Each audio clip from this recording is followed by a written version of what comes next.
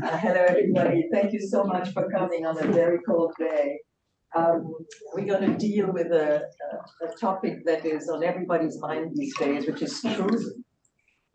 Center of many conversations, but oftentimes when you talk about truth, you talk about fake news and misinformation and post-truth era. And these two gentlemen, Marc Lilla, who's a distinguished professor of humanities at Columbia, and François Nudelman, who's a distinguished professor of philosophy and French culture at NYU, have come up coincidentally with two books that deal with a deeper question than just fake news and technology and algorithms. And that question is, what is our relationship with the truth? Do we really want to know the truth, or don't we? And it's a very different take on current events, I think. And so for those who haven't read those books, I think to sort of give you a sense of the question that it raises, one question that sits at the center of Marc's book is, do we have an impulse that makes us choose ignorance over reason? And the poem says, if ignorance is bliss, 'tis folly to be wise. And there's a lot behind that as to why we might just choose to ignore reason. Another more central to maybe your book is, have opinions or passions or emotions sort of superseded reason? And I remember when I came to New York, Senator Moynihan had said famously, you're entitled to your opinions, but you're not entitled to your facts. And it looks like a long time ago, and it looks like relativism has really changed the approach to that particular declaration. And finally, I think where we would end is, if ignorance prevails, what do we do? So each of these authors have sort of approached these issues, if you agree that those are some of the issues, in a very different way. Marc has presented an absolutely tour de force, dizzying journey of myth, Greek myth, religion, psychoanalysis, and all examples to show us that humanity has resisted truth and chosen ignorance for a very long time.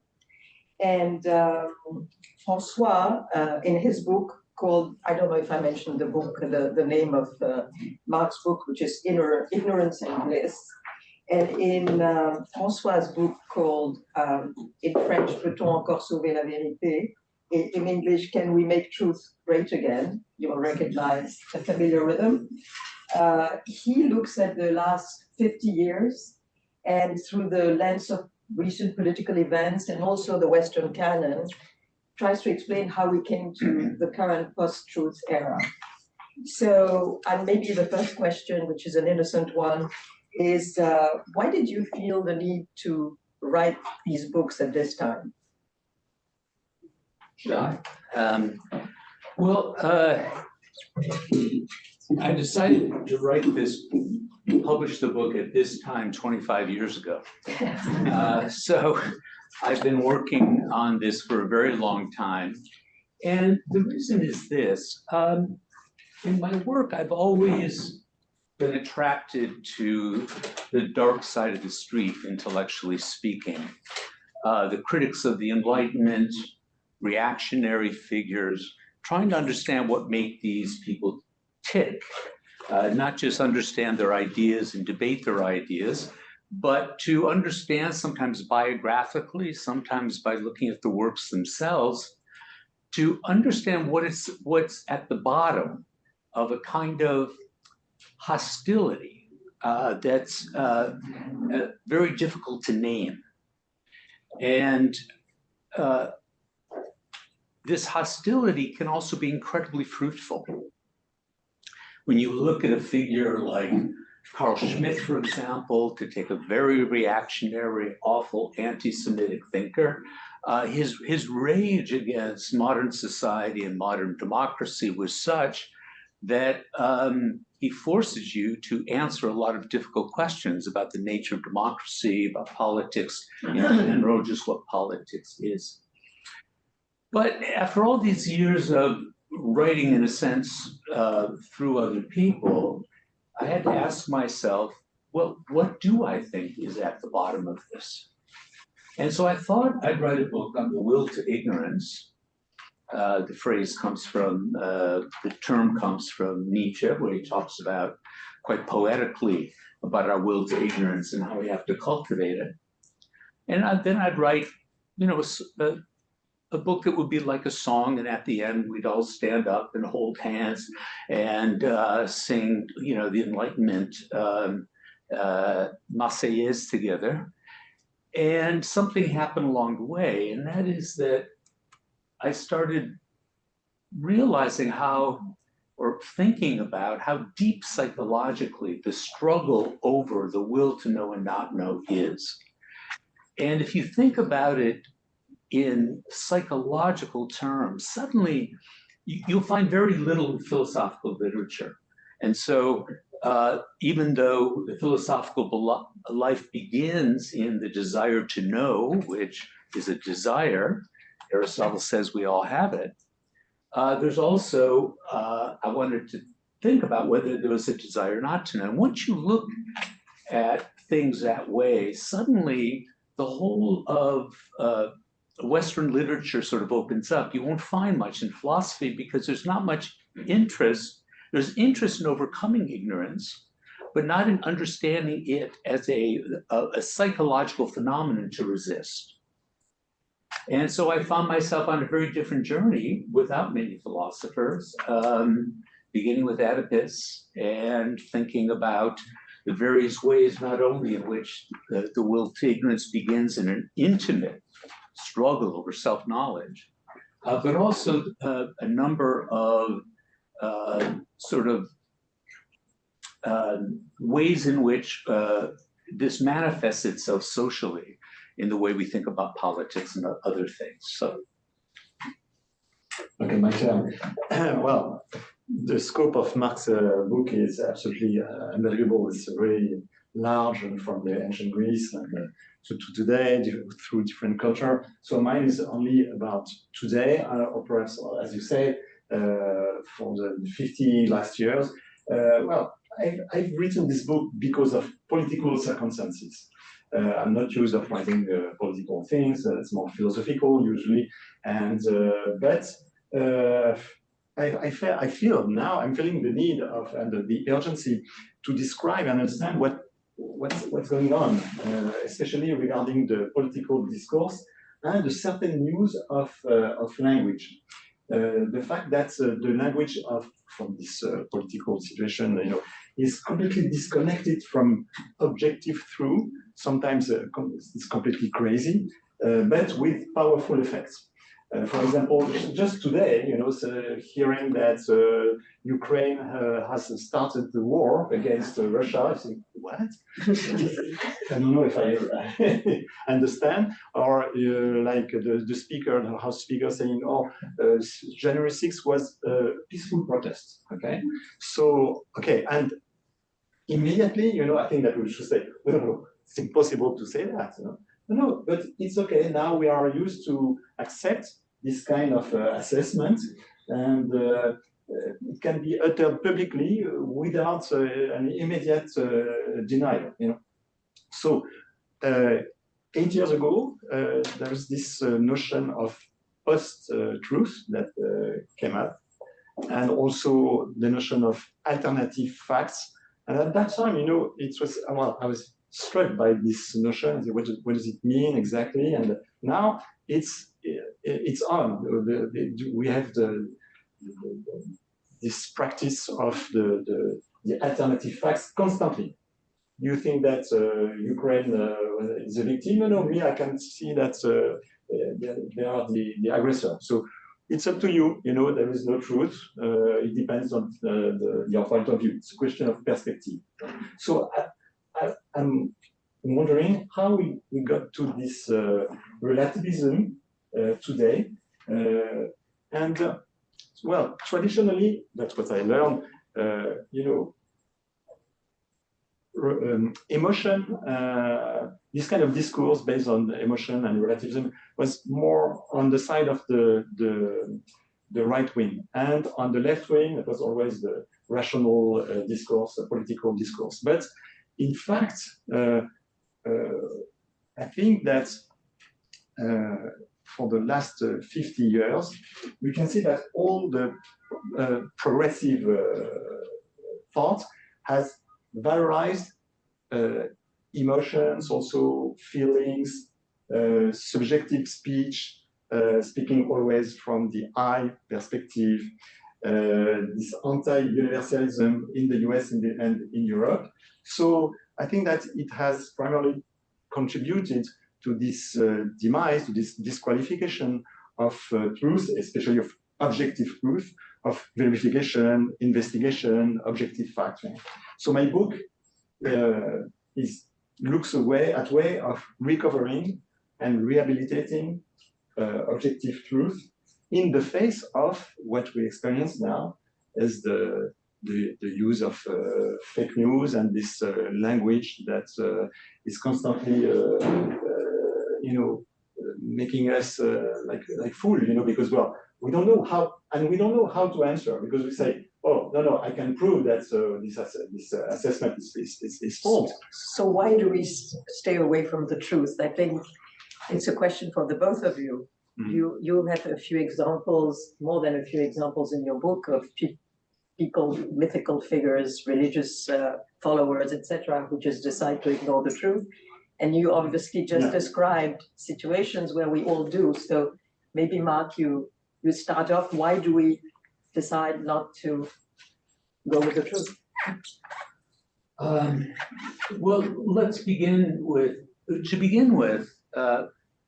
two things. One is that there are all sorts of ways in which not knowing the truth is good for us.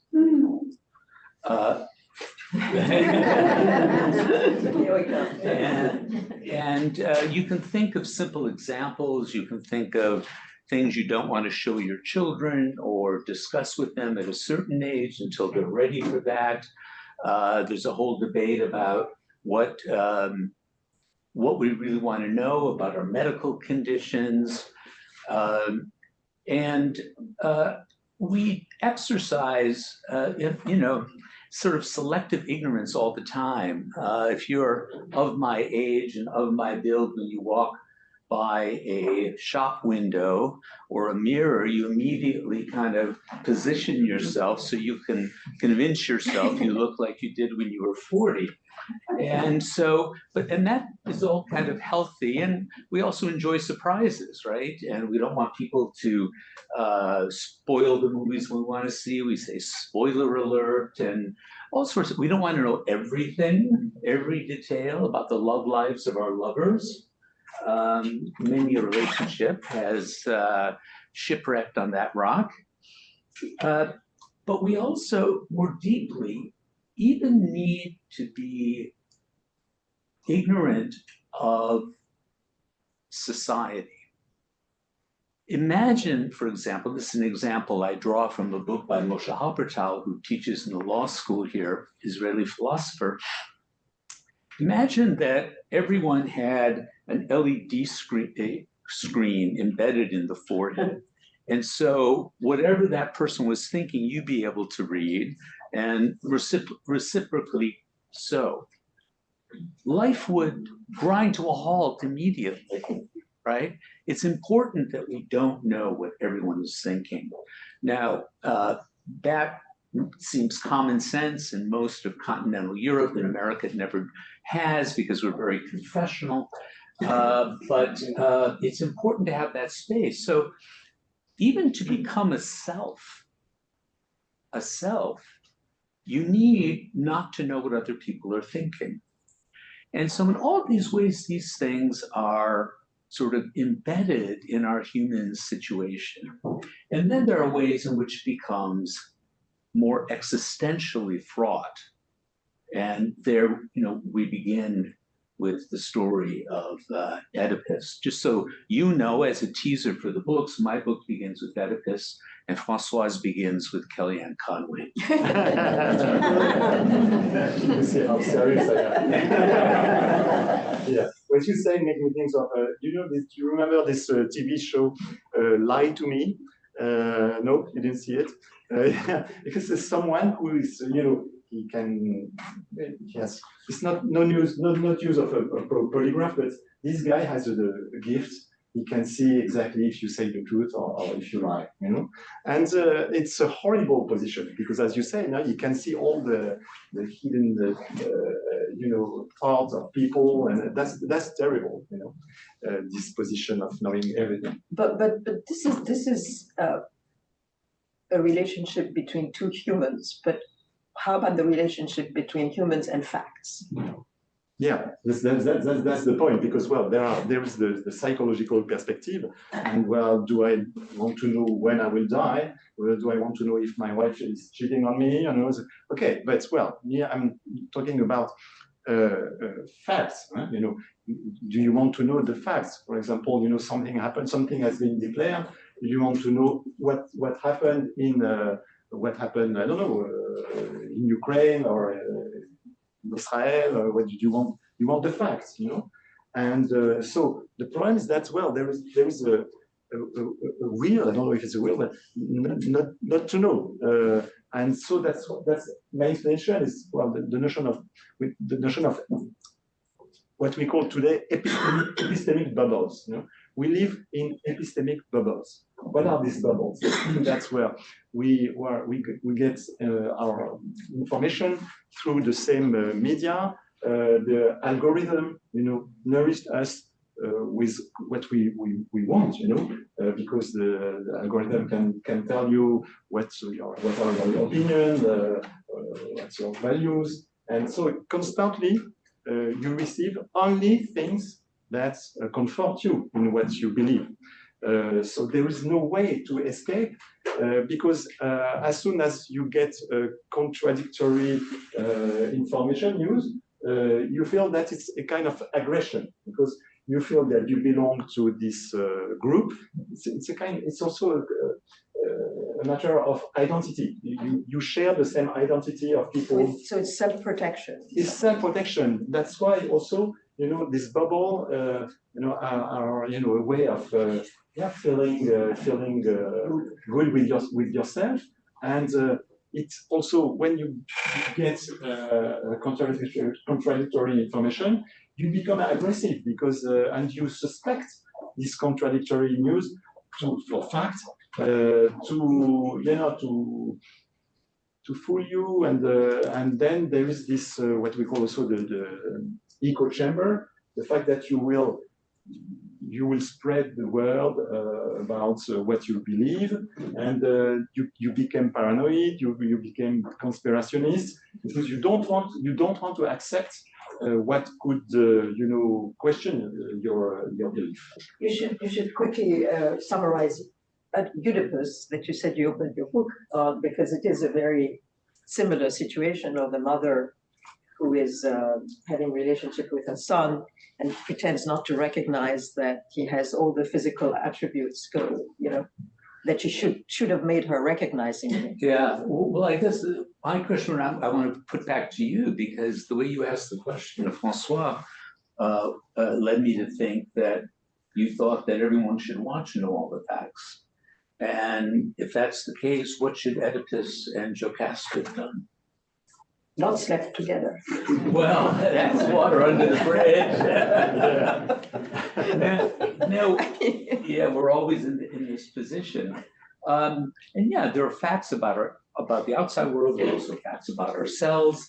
It's also true that epistemic bubbles can be the bad version of sort of communities of care, that people who share the sense that something is meaningful. Right. So your work at Lycra is meaningful to you. And so you end up with a community of people who have the same concerns. And the danger of that is that you end up reinforcing yourself, not because a priori you don't want to hear the truth, but because you're already in this very social situation. You start relying on other people and you sort out disconfirming information. The other thing that I'd add just briefly, and we could go into it later, is I think one thing that encourages this behavior now is the fact that we are bombarded with information about everything all the time that comes at us in an undifferentiated way. And so at a certain point, you're no longer standing on firm ground like Martin Luther, here I stand, I can no other, but rather life becomes surfing. And you feel no sense of security. You don't know what you're connected to. You don't know, what your son and daughter are going to tell you their genders are. You don't know if the factory's going to be there anymore. You don't know if a politician is going to be reliable. You don't know if the doctor's giving you the best medication because you can look up online for other things. And so we live in a with a stressful sense of uncertainty. And so there's an understandable, psychologically speaking, desire to limit and to keep your head just straight ahead. Which brings me to my next question, which has the power of emotion won over reason? I mean, Why don't you go first on that one? No, it plays more of an explicit role in your book. Yeah. The cave, the young boy who gets out of the cave. Yeah, the book begins with a sort of parody of the allegory of the cave, where the man who comes out into the sun brings a little boy who is there trapped in the cave with him and living up there in the truth, looking at the forms. And then he gets the tap on the shoulder saying, it's your turn to go down and get more people. That's Plato's myth. But he's got this little boy, and he tells the little boy, you don't have to go down with me. And the kid breaks down crying because he can't stand living there anymore. All the forms are white, it's sunlight all the time, there are no shadows It's anywhere. reality. He was in the cave and now he's in the real world. Yeah, and so he has no fantasy life, he doesn't dream anymore, he misses his virtual friends that were just shadows on the cave. And so he breaks down and cries and begs to stay, and so he does. Begs to go back. One way in which our books may differ, or I'm interested in pursuing, is the question of good emotions for the pursuit of truth and bad ones. And you tease this out quite nicely, I think, especially when you spoke about TE and all of that. I'd love to hear you talk about that. Yeah. So first of all, the question of, just to answer Martin's question, I think that's, the notion of sensitivity, of feeling, the sensible is becoming so important in the 30 last years that, yes, it's put away, the notion of fact, of positivity, and it has become a critical component of language in many fields, in art, the fact that you have to feel something facing a piece, or you're an immersive piece, you have to feel the emotion, but also in politics, in psychiatry, in many fields of knowledge, so epistemology, in an epistemical way, I think that we can check the growing importance of this notion of feeling.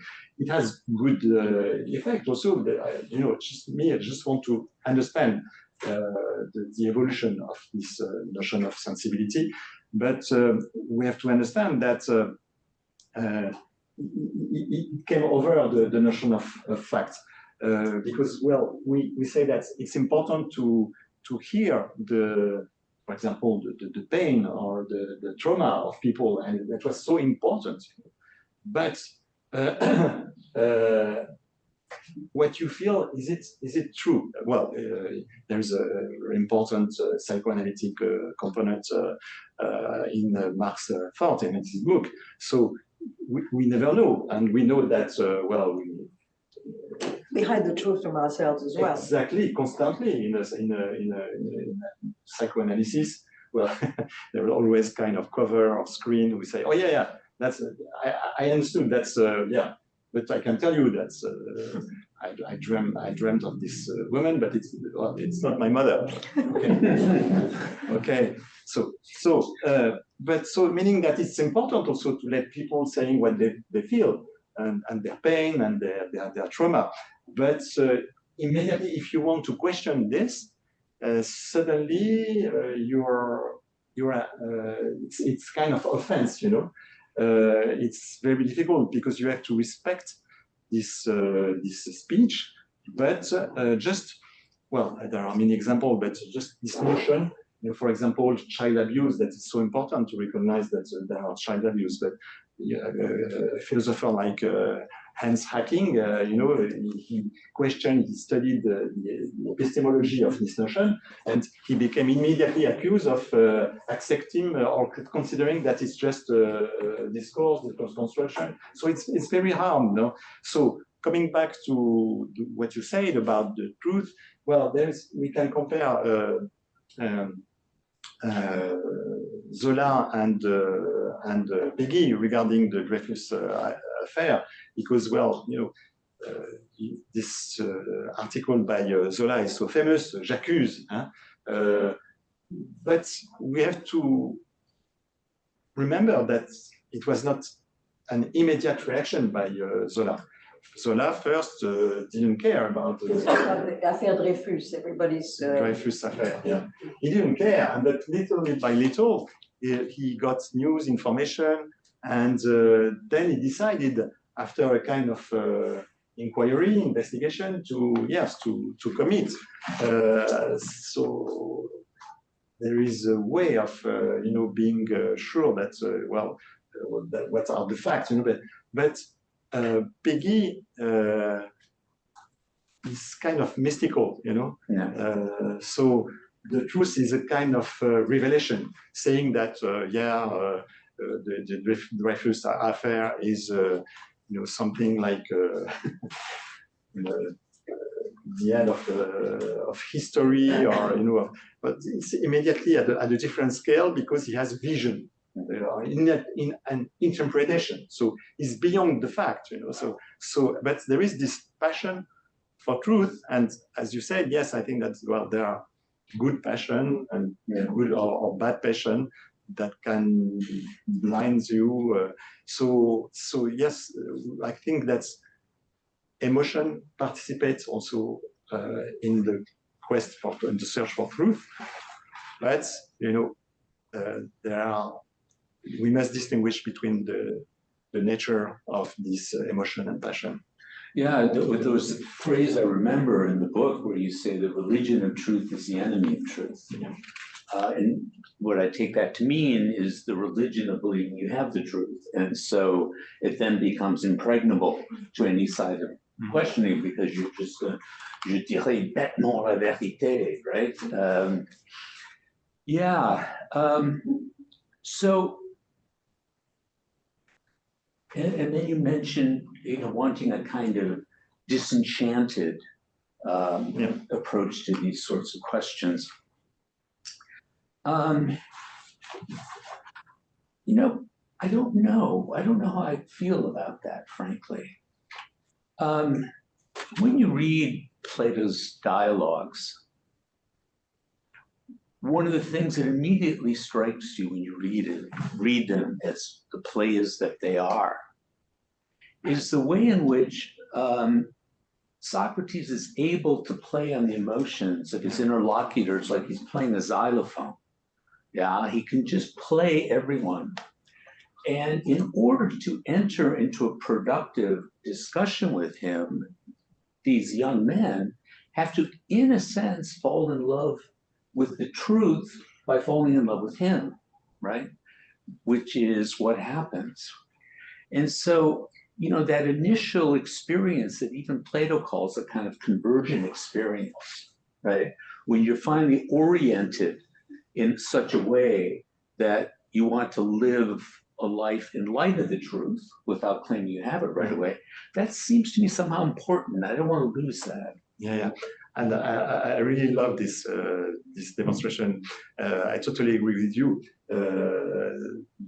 That's absolutely true. That's you say that Socrates has to seduce his disciple, and he's also like a psychoanalyst. And I totally agree with you. That's yes. That's, You mentioned fascinating. Eros and Thanatos sometimes in your. Can you elaborate a bit? Yeah, well, the eros is the love of truth. Whether you can have a hatred of truth was an open question for me until I ran across this passage in the Pensées where Pascal says we can, so that was good enough for me. And then you start to see, because what happens is that, you know, the way I put it in the book is that for some reason, we don't treat our opinions like they're just marbles in our pockets. So someone makes a claim, we pull out our marble, we see that their marble's better than our marble, so we want to have their marble, right? It's not the way it works. Our opinions are like prostheses. They feel like an emanation of ourself. So that when our opinions are refuted or challenged, it feels like sometimes someone is looking to lop a limb off of you. Now, it's as you mature intellectually, you want to get to the position where there are fewer and fewer of those appendages sticking out for you, and you've got a pocket full of marbles. But you know, you can always find one with someone. You always find one in yourself, yeah, where suddenly your back gets up. So you begin an argument singing of liberté, égalité, and fraternité, and you end up both shouting "Victoria o Muerte." And we all had conversations that turn around like that, yeah, where something intimate is in touch. And why is that? I was teaching Rousseau's Emile today. I'm doing a seminar on it at Columbia. And we're at the part where those of you who read it will remember there's this little scene of Emile and his teacher going to a fair, and there's a magician there who's able to move a little duck on the water by using magnets. And Emile figures out the trick. And he then announces it to everyone. And he experiences for the first time pride. His tutor has arranged things so he would never become prideful, never compare himself to everyone. But there was something about having the right answer that evoked this pride. And then the magician changes the trick and he can't figure it out and he experiences shame for the first time. I don't know why that is. Why is it that we don't want to thank someone who refutes our opinion and gives us a sounder one? Why aren't we buying a round of drinks? We aren't. We sulk in our corner. And I don't understand the psychology of that. It just seems to be the case. Yeah. Coming back to what you said about Plato, and I think it's so important to understand that there is a joy of knowledge and a necessity of converting an emotion to reason. And what you say made me think of the symposium when Alcibiades, arrived completely drunk, and Sanda say, well, there is a kind of competition between Agathon and him, and they want to seduce the Socrates. And finally, he said that, oh yeah, we ended spending the night together, but he wouldn't let me do anything. No, but he said, well, perhaps it will happen. Who knows? But of course, Socrates taught me how to convert the eyes for bodies to the eyes for the truth. So there is a kind of conversion, and it goes through seduction, and yes, I'm totally convinced. It's so important. I think that's because this reason without any desire, any emotion. It's a myth. So I think it's useless to try to come back to this notion of rational universalism to say, well, it's a way to oppose fake news or alternative facts. No, there is always a kind of emotion in the search for truth. Yeah, and the question, I guess, psychologically then becomes, if we look at the present day, when people are locked, they've shut the shutters and the door, and they've got a barking dog outside, so you can't enter into their sort of home, their inner home. If you understand just how deeply rooted all these things are, it seems to me you need to think hard about strategies of reaching people. And you don't reach people by kidnapping them and putting them in front of MSNBC. It's just not, that's not how it works, right? So how do you bring people out? And now that we have a whole population that's living in this extraordinary epistemic bubble, that's owned by this man on death's door, that seems to me to be the challenge. If we're going to just speak, about partisan politics, for liberals, the left, for Democrats, is how do you get across the doorway? So how do you do that? Well, one thing you do is you police your own side and tell people to stop doing stupid shit. That would be a start. And the stupid shit being just banging, prepackaged truth and thinking that if you throw them, they're going to convince anybody. No, trying to convince people that biological boys should play on girls' teams of sports. Yeah. It's ridiculous, right? And you're not going to convince, and trying to convince someone that is a losing game because they lose respect for you. They don't think of you as a serious person who cares about their kids, right? It's just not going anywhere. So drop it. We have important work to do. Well, it makes me think of Wittgenstein's sentence to say, well, to get the truth, don't say the truth by itself, or just don't impose the truth. You must start by error. Start by error and then go to the truth. Yeah. It's the way to be convinced that is the truth. But if you say, no, I will tell you the truth, it won't work. Yeah. But you have to build trust, right? That's the hardest thing. Absolutely. That, you come in peace. Yeah. Well, you talk about indignation, though.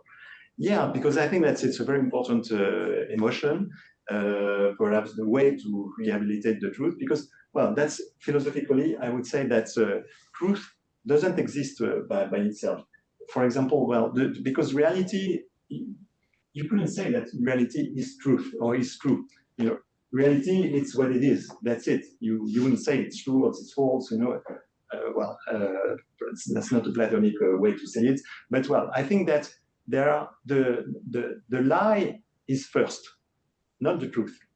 Why? Because you see something in the street. You say, okay, I saw that. And you wouldn't say, oh, it's true or no, or it's untrue, it's false. No, you wouldn't say that. But if somebody tells you or claims, that's what happened, and you didn't see that, you see something else, you would say, oh, no, that's not true. And just the fact that you react like that means that you request the truth.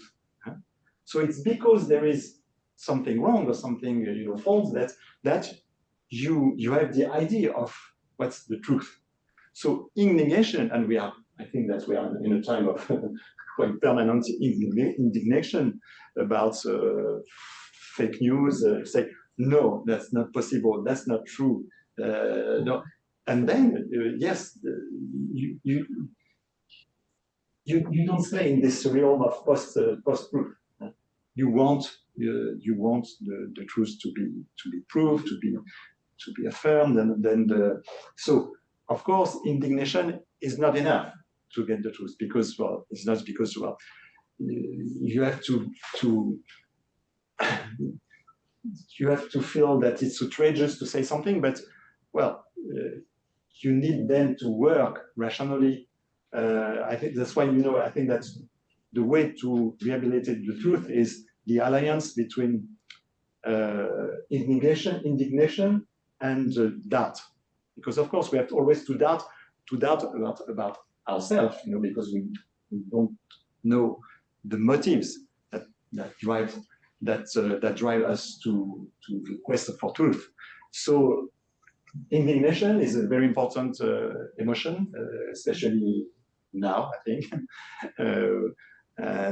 But also, yes, we must doubt of our own bias, because when I'm talking about epistemic bubbles, I think that, well, we all, if we stay in just watching CNN and MSNBC, of course, we stay in our epistemic bubbles.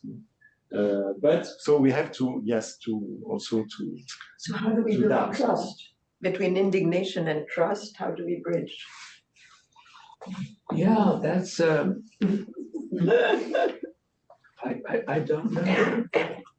I'm tempted to quote Heidegger, only a God can save us now. I don't know. But, and I'm willing to admit that. So, points for me. I want to come back to this. I want to come back to this question of doubt, though. This course on Rousseau is part of a three-part series I do on the history of the modern self that begins with Montaigne, then Pascal, and then Rousseau. And so I spent a lot of time with Montaigne in the past 10 years. And, it took a long time for me to take him literally enough to believe to accept that he imagines the best life to be la vie acéphale. That is the headless life. Acéphale. Yeah. Assez quoi? Without your head. Yeah. And it was also the name of a magazine that Georges Bataille ran for some years, with this extraordinary picture of a man without a head on it.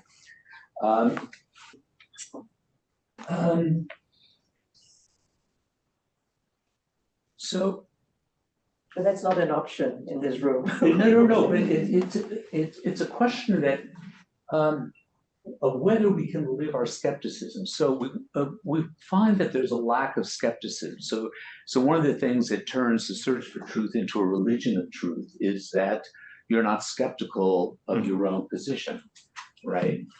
But Montaigne's ambition is a greater one, and that's to say he's essentially a teacher of indifference. Now, in the Catholic Church, indifference was considered a sin at the time, because being indifferent to certain theological questions was a great danger, greater than heresy, because essentially what you say is that you don't need to answer this question. You don't need to answer this question about the angels.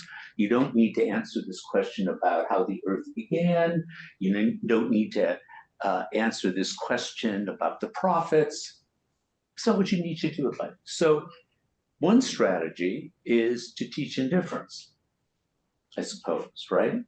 But is that the life we live? I think that Montaigne is a perfect example, because this indifference to, theological question is very important. But this guy who was, supposed to be skeptical, was also interested by also some facts, especially, in this essay about conquest and what we would say today colonization of South America. It's a fantastic passage where this guy is so outraged. He says that that's an outrage, that's horrible what happened, and meaning that he could be both skeptical for many, question like the origin of Earth or the sex of the angels, but he was committed also to denounce the behavior of Europe conquesting the South America. So I think it's a perfect example, Montaigne, of using doubt when it's necessary, but also feeling the need to commit and to establish facts that yes, this wonderful civilization has been completely destroyed by the so-called great civilization, Western civilization. Yeah. So what is the situation of those who seek truth, trust, and reconciliation? Is it hope, despair, cancellation? How do you see the future? You keep asking me these hard questions about the future. François, you start. Well, we want to know from the experts, right? François, you start, or if you don't want. Teaching, I'm very lucky to have not a job but a vocation. Yeah. And to have a vocation as a teacher, and to find that moment when someone finally goes through an experience and starts to actually feel that the truth matters to them. Yeah. And truth is such, but finding the truth about whatever else matters to them, right? Not everything. But to see that happen, and teaching doesn't work in wholesale. It's really retail business. It's one student at a time. Yeah. Now, that's not a big plan. I don't have a big plan. It's a big plan. But it's a start. So I would say that, well, it's amazing now on the news how, journalists are constantly doing fact-checking. There are so many lies that now are a big part of the news that are fact-checking. And I think it is so important. Yeah, so journalists and also historians also have a very important part, a very important role to play in this situation today. And I would say that, well, yeah, the level of scholar, I think my role also is to understand what's going on and to analyze discourses, because that's what I'm supposed to know, how to analyze discourses. So, yeah, there's a kind of perhaps solitude, but I would like to refer to Albert Camus at the end of the Second World War. And he said that, yes, that they lived in the night of truth. And he said that now, yes, the truth comes from the night. And I think that even, of course, if it's we cannot compare what is the situation at that time of totalitarianism and Nazism and our time. But I would say that even in a liberal society like ours, there are also insidious practice of lying, and that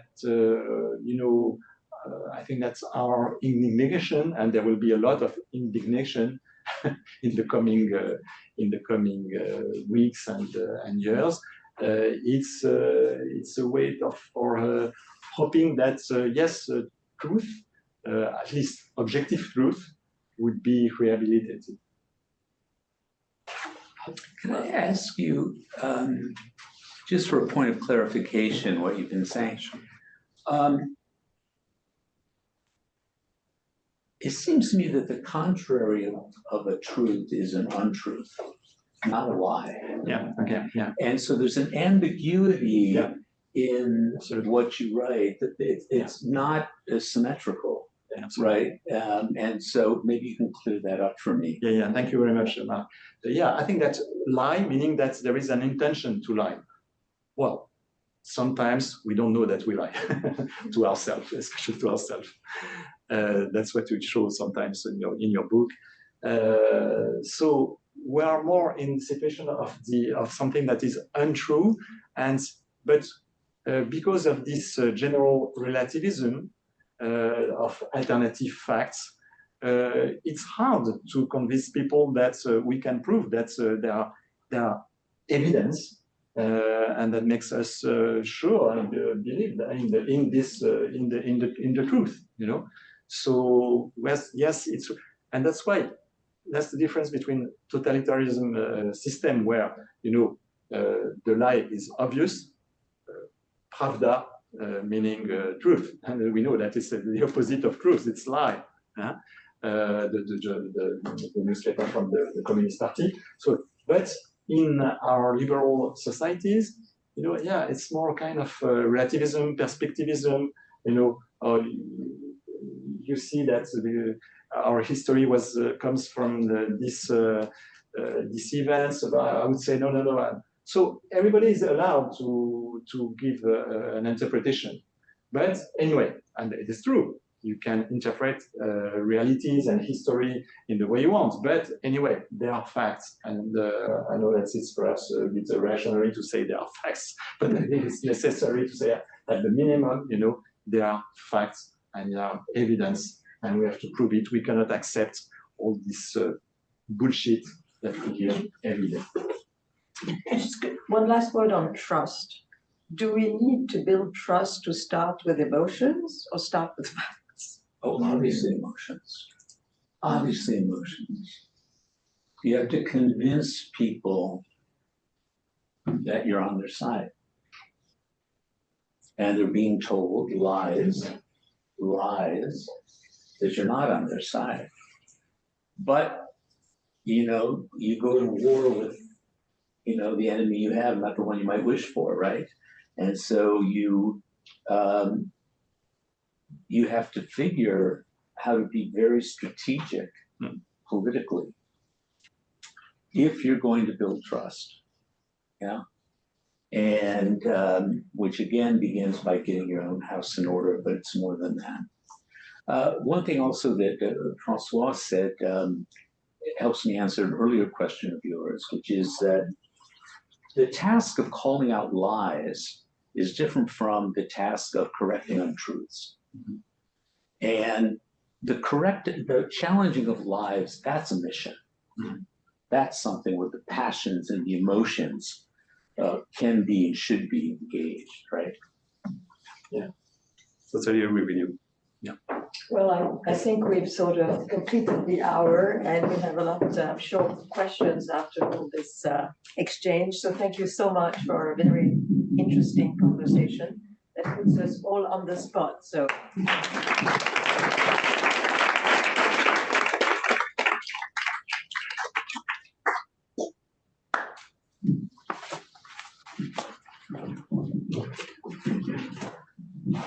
Thank you very much for such an interesting discussion. The title describes a person where the desire to not know the truth. And I would like to ask if you could elaborate further on the relationship between desire and this uncomfortable knowledge that you already touched upon. That's all you, Mark. Okay.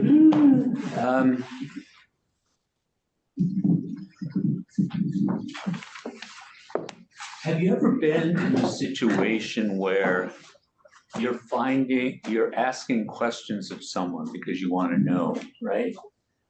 And again, erotic situations come to mind where you find yourself asking questions, and at a certain point you say to yourself, I really should stop now. I don't want to know the answer to this next question. But something tempts you to want to know everything, yeah? And so that would be one situation where the desire to know comes up against this desire for self-protection. I don't know if that addresses what your question was getting at, but that comes to mind.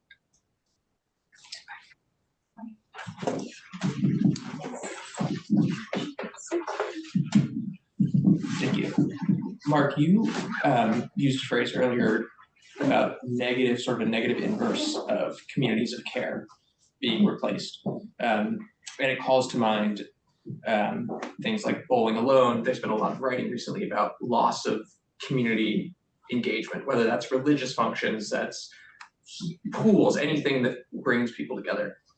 Most of the writing focuses on that as an epidemic of loneliness. You're describing something different, that the loss of those communities unmoors you from trust and unmoors you from truth. That's something slightly different. I'm wondering if you could talk a little bit more about that in relation to this. Yeah, well, maybe I didn't speak very clearly. What I mean by community there is there's a community of people for whom something matters. And therefore knowing something about it matters. And they're maybe even doing something about it and defending what you understand to be the truth about it matters, right? And given the unmediated way in which we receive things on every device from every person, one needs to be in interaction with other people in order to bring something in all of that into focus, right? So it's that kind of community that I'm talking about. But that said, I do think that the undifferentiated flood of content that we get intensifies this atomization, yeah? Because to begin with, just an attention thing. What are you going to pay attention to, yeah? And we're always looking for a community where there's overlap. We don't just share one thing. Like, you know, in my little friend group, what I'd like are people who care about Plato and care about the NFL, you know? But it's in coming together like that you can go through the exercise of questioning, right? But if we're all alone, we just keep clicking.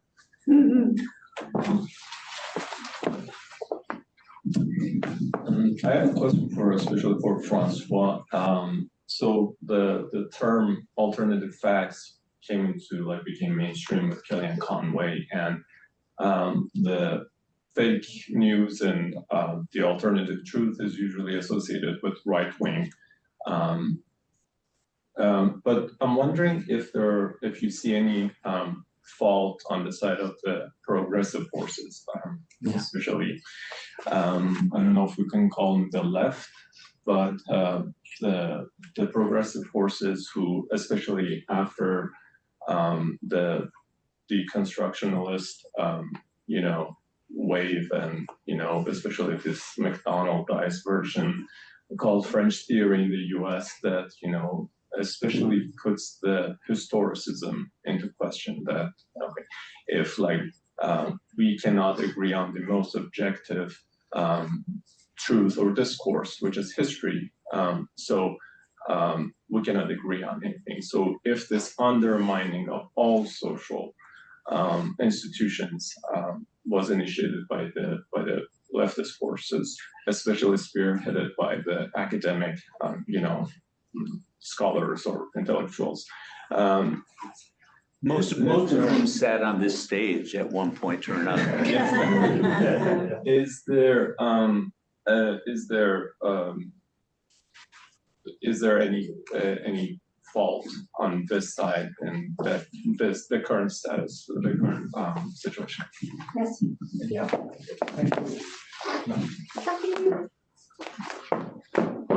Thank you so much for this question, because, well, it allows me to say that, well, a big part of my book is about, yes, this, well, I call it this small archaeology of disqualification of truth, especially, well, in Europe and at the end of the 20th century, the disqualification of objectivity. Well, I would say that, well, I mean, I come from this this field, this school, and but well, I think that, well, today perhaps we pay the bill for this kind of relativism, and so because you talk about the scholars from the 70s in France, Nietzsche has been, the important philosopher that, drove people to suspect everything. We must suspect, reason, universalism, everything, And of course, the Constitution was so important. But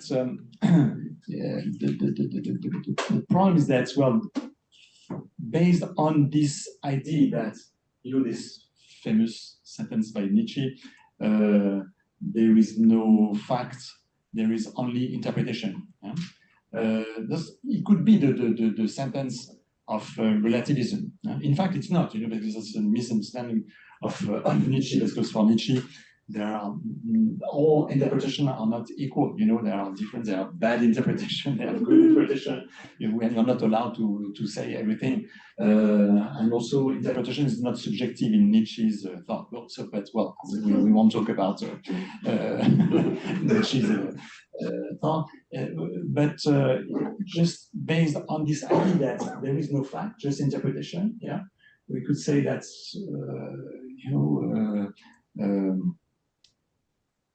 everything any assertions depends on your point of view. I think that in the 70s, at least in France, the famous sentence was "D'où tu parles?" From where you talk, and I will understand what you mean, but your assessment, is understandable just from your point of view or from your milieu, if you come from a bourgeois, background, or if you come from this culture, and well, yeah. And so, of course, it's a kind of dismissal of any objective assessment. And so I think that even it was so important for me and I would say for us to deconstruct many of the famous concept of Western philosophy. I think that I don't know how to say this in English. On a jeté le bébé avec l'eau du bain.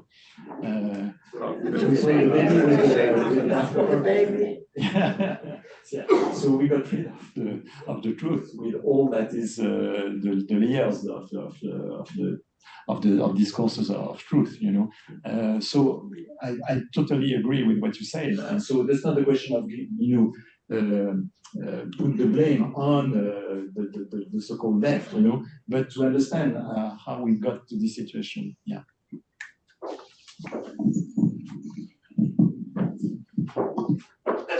I got a question, because a lot of the truths and lies or whatever, the seeking of truth, I find aren't these objective, like 2 + 2, and then someone's telling me it's 5. It falls like more in this like 70-30, 80-20, where the person that's giving, there's a lie within the truth.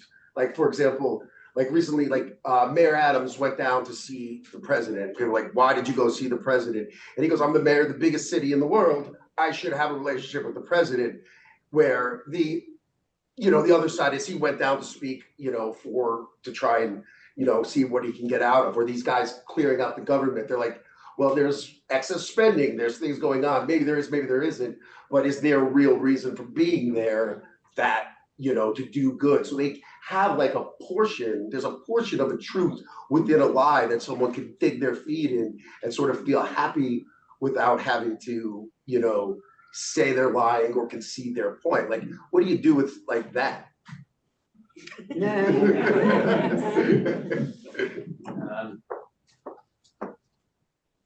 Well, I think you point to something that is important to think about, and that is that the most powerful lies are those that stick closest to the truth, right?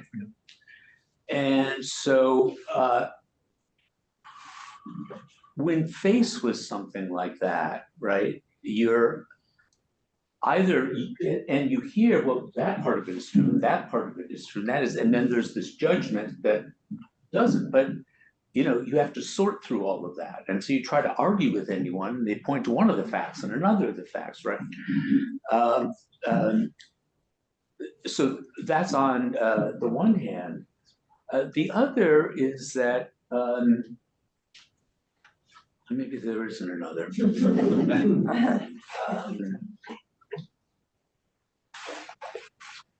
Well, the other is, yes, so on the one hand, it stops you from refuting them.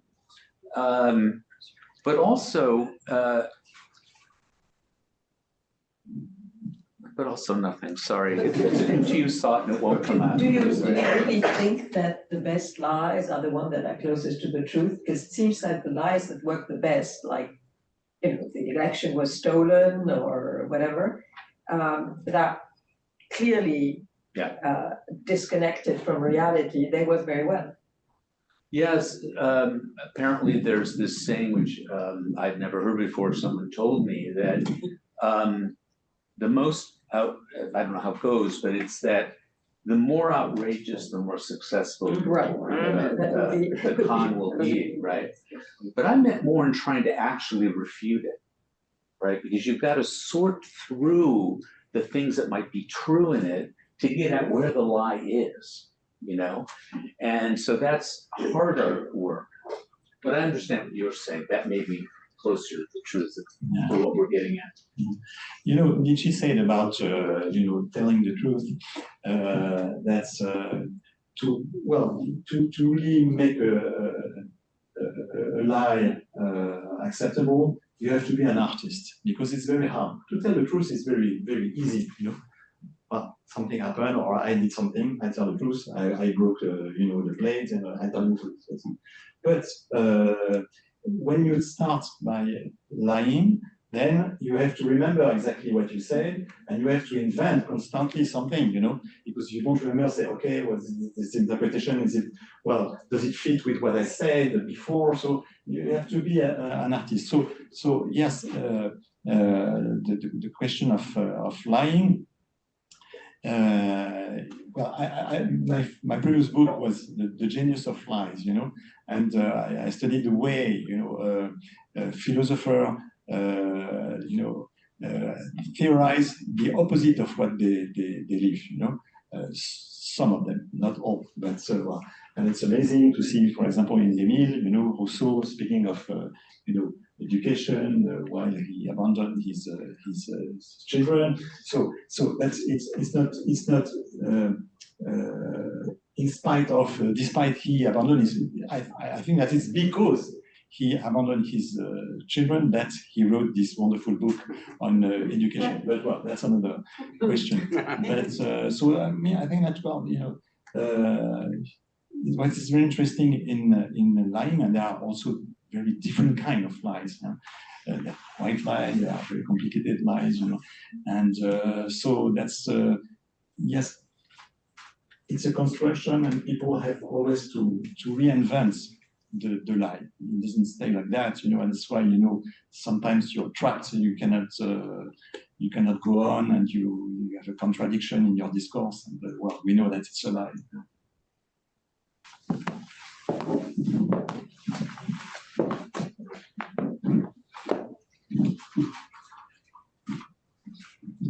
So there's a way that Trump exercises power by telling the truth that other politicians don't tell. And so one of the left news digests that shows up in my inbox is from The Intercept. And the headline was, Trump says the quiet thing out loud. And he said that prisons are really terrible, brutal places, and it's a good thing.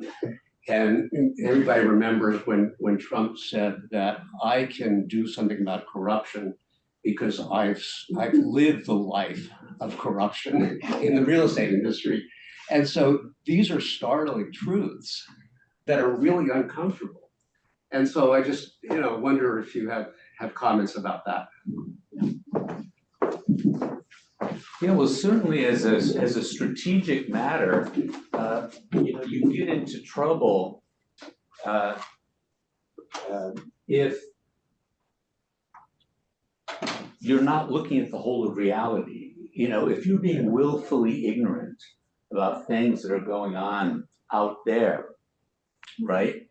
And just because you're clueless, for someone to come along and speak a truth about it, right, is strategically disastrous, which is why, on my side at least, on the liberal left, You know, I certainly feel in a battle against euphemism, for example, that using euphemisms for things and not pointing to obvious things that are politically disastrous or problems that are existing in the country, right? I mean, was it people on the left who were talking about fentanyl? No, it came from the right because it was happening in red states. That's where it began, you know? And so, it means you have to address all of those things. But if you're in the business always of speaking in euphemisms, and everyone, I mean, there was a nice little chapter in the book that's about this notion of storytelling now, that this is how we tell our stories, as if we're just all sitting around a campfire, and that's how we come to understand reality, which you hear everywhere. I mean, the woman who was the head of, and soon to leave, the Kennedy Center in Washington, trying to defend what she was doing, she said, we're trying to bring in everybody's stories, right? But that becomes insidious. You're not just looking at reality then, and the concrete things that are happening. And so a good reality bath would do us well. Yeah, a very good example of what you said is you remember, of course, during the campaign, this lie about Haitian eating dogs and cats, you know, Springfield, Ohio. So it has been proved that it was totally a lie, it was false, you know. But when J.D. Vance faced Diane Bash on CNN, so funny, he was obliged to say, okay, that's not true. But that's what people felt, you know, the importance of feelings, you know. And he said, we invent stories, we tell stories to make people focus on a superior truth. Superior truth is that we don't want any stranger, any foreigners, any immigrants. So that, you know, you perfectly know that. So that's the denial of truth, of facts in the name of feelings, you know, is a way of, spreading fake news. Yeah, one thing we haven't talked about is cognitive dissonance and how to overcome that. Because at the bottom of cognitive dissonance is actually something that's important to do intellectually, and that is that it's rational to hold on to your position long enough to make sure that the objections are really solid and you haven't looked at other alternatives. So if you're changing your mind every time you hear an alternative argument, you're not going to have a life, right? And so, so there's a reason why we stick to what we think we know for a while, and then something magical has to happen where we're willing to loosen that up. And there are good books about that. The classic work on cognitive dissonance with that title by the author, I'll forget, The Three Christs of Ypsilanti, an extraordinary book that was recently republished by the New York Review of Books, well, I guess a few years ago now.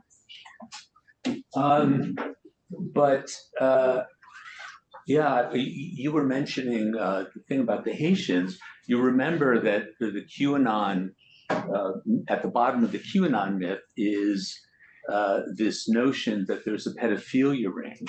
That's the Democrats and all these people, and I'm sure the Rothschilds and Soros and all the rest who are involved with this. And you may remember, not depending on your age, that at a certain point, some crazed guy from Middle America. Oh, and part of the myth was that there was a pizzeria. It went out that day, but in that pizzeria in Washington, the kids were being held there. So this guy gets in his pickup and he goes to Washington and he goes to the pizzeria, and he walked in and demanded to see the basement and everything. So I went there with a friend of mine for pizza. once, ironically, a journalist friend, and we asked a waiter, so how did this guy react when he found that? She said, apparently he said, I guess the intel wasn't so good on this. She said what? The intel wasn't so good on this, meaning that, okay, maybe we got this one wrong, but the whole thing has got to be true, right? A question for both of you. So you've both been discussing the dangers of losses of collective fact, being unmoored from communal senses of truth. But many of history's worst crimes come from communal truths that were wrong. The Slave South, the Holocaust are built on, Mark, the language you used, a desire to not know something about the self or another. It's also built on collective lies around scientific race theory and things like that. And so I wonder if there's a converse argument to the modern moment, the loss of collective truths, the fragmentation, does it prevent the worst kind of collective truths from emerging? If everyone can be micro-targeted across minute identities, Plato and football fans, does that limit the sort of downside risk of collective truths that are the most dangerous?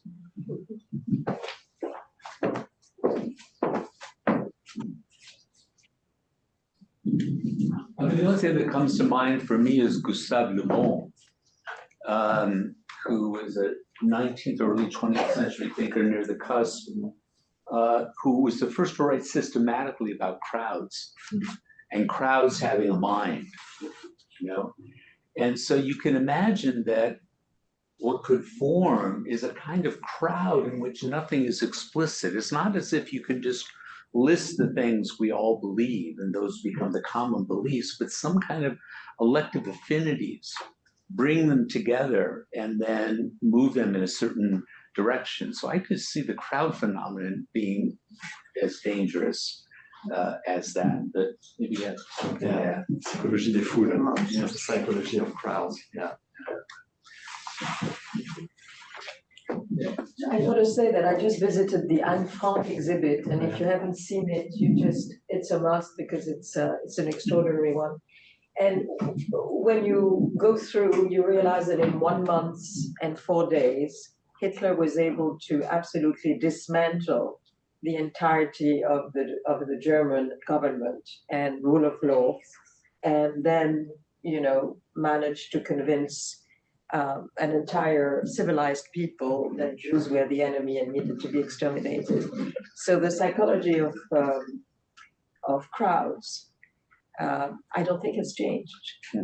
And I mean, if we look today at the polarization between two sides of the political spectrum, it might be moving very fast because people are confronted with the reality of what they chose, but it was striking. I think that, well, there are kind of archaic, desire of, targeting a scapegoat, for example, that, that are analyzed by psychoanalysis and well, also that in your book, it's very, well, it's illuminating how, the desire of not knowing or knowing just because of hidden reason, motives is so important. And it's true for collective behavior, but also for individual behavior. That's why I think that's we must, in a psychoanalytic way, constantly to question the real motive of desiring the truth or desiring to lie to ourselves.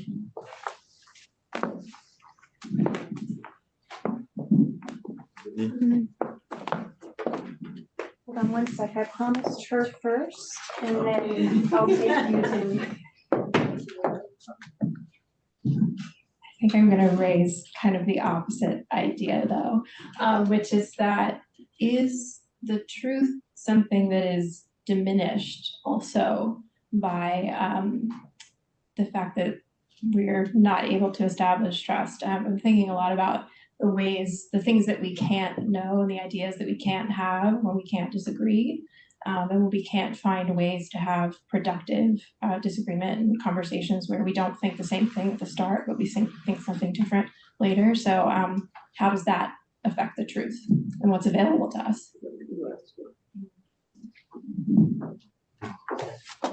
I'm not sure what the question of that was. What's the question? The question is, when we can't trust and we can't disagree, does that diminish the truth? I think I'm getting to, there's individual truth, but there's collective truth. We create truths together. Some of them are terrible, but what about big ones? No. We create opinions. We do not create truths. And it's very important to be precise about this language.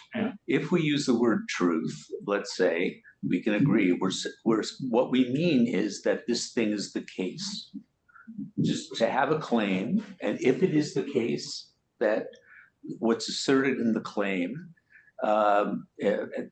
is the case, then we call it the truth. Everything else is opinion. We don't have collective, there are collective truths only if they're true. Otherwise, they're just collective opinions. Yeah. So I guess I would want to insist on that distinction in our language. We get into a lot of trouble when we start talking about, well, we end up like Kellyanne Conway if we talk about, for example, different knowledges. For a while in the 90s, that was a very fashionable thing in the academy. The study of knowledges. There were people here who remain unnamed who were sort of instrumental in that.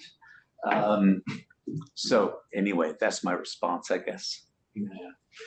Yeah, I think I agree. It's very important to distinguish between the opinion and truth. And just what happened. Well, it struck me that for a very polemical topic, it's hard to have a discussion based on facts because there are only immediately opinion. Just for example, about Israel, Gaza, we can discuss about facts, and history. But we are so committed to take a side, that then it becomes difficult. And me, I have to say that I regret that we couldn't meet with colleagues, with students, with many people, to say, well, let's talk. No, because just the fact to accept to talk is a kind of betrayal, because you have to stick to your opinion, because you feel that it's an aggression to just to listen to the other argument and also to learn facts. So that's the opinion. Yeah. That's more important than facts and truth. Okay, can we say that?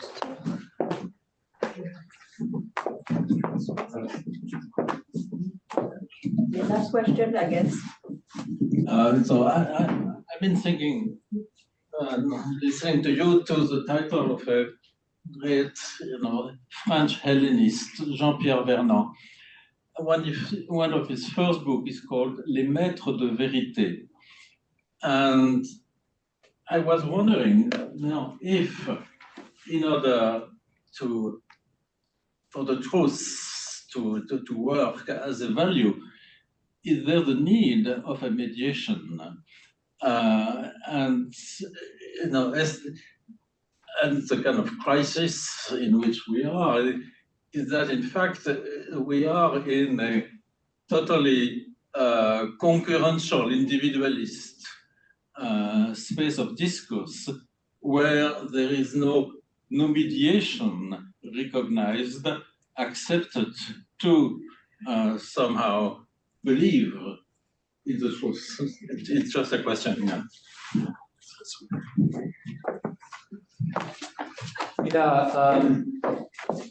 One part of that I have been thinking about, and it's related to what I was saying about the lack of mediation, everything coming at you and not being able to distinguish. is that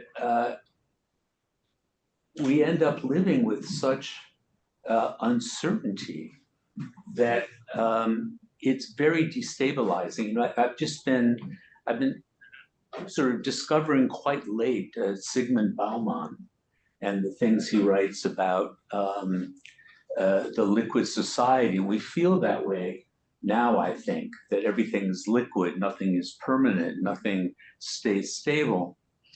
But it also has something to do with our historical moment. I mean, the kind of end of these grand narratives that we were living with since the 18th century. And we don't know what story what's going on will fit into. And I guess I've always been someone who instinctively has been a critic of ideology and wanting to expose the ways in which it covered up the truth and the grand ideologies of the modern era. But there's almost something to be said for ideology, because an ideology brings certain things into focus and says that these things matter. Otherwise, we're living in an illegible world. And you know, the reality probably is that we do live in such a world that and we're distrustful of making things legible because we know we have to be selective to do that. And there are no passions yet that have coalesced into a view of history that allows us to put our moment in that. So it's something to do with our age and the life and death of ideologies. I think that's it's a so important. It's a critical question about the access to knowledge.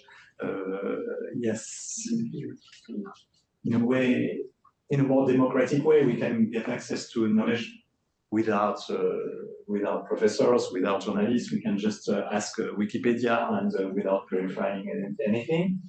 And in a way, it's good. You know, it's a progress that we don't need to have this mediator between the truth and the facts. But of course, on Wikipedia, we have people giving the information are contributor. Yeah? They are not people with recognized knowledge, they are contributor. Yeah?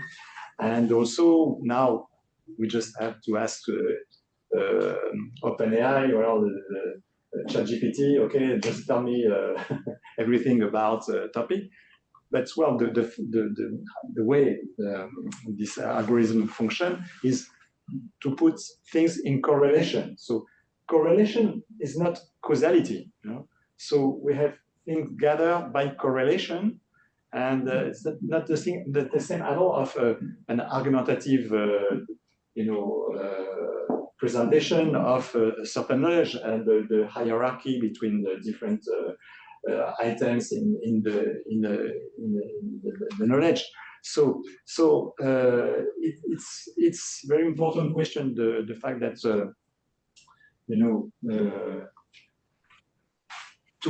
to rehabilitate the truth, we have also to understand that an inquiry is necessary. We cannot get the truth like just well, welcome a bit of. There is a confusion between truth and knowledge, and that's not exactly the same thing. But regarding knowledge, yeah, the way of getting the knowledge has to pass through an inquiry. You have to get the knowledge and not just receiving by asking AI app to give you the content of the knowledge. So I think that's a very important question. Les maîtres de vérité, who are the masters, and who are masters today. I think that we have to be the masters, but being a master means to make an effort to try to see if it's something that we can believe in or not. So yes, I think that's a main question today. how can we assert that something is true? Yeah, I've just learned that apparently one thing GPT is not set up for is to say, I don't know. And so you can ask it nonsense questions, and people have been playing these games to get it just to spill out these sorts of things, because that's, you know, the master has to speak. And at least I think that Mark and I, we know that we don't know. On this note.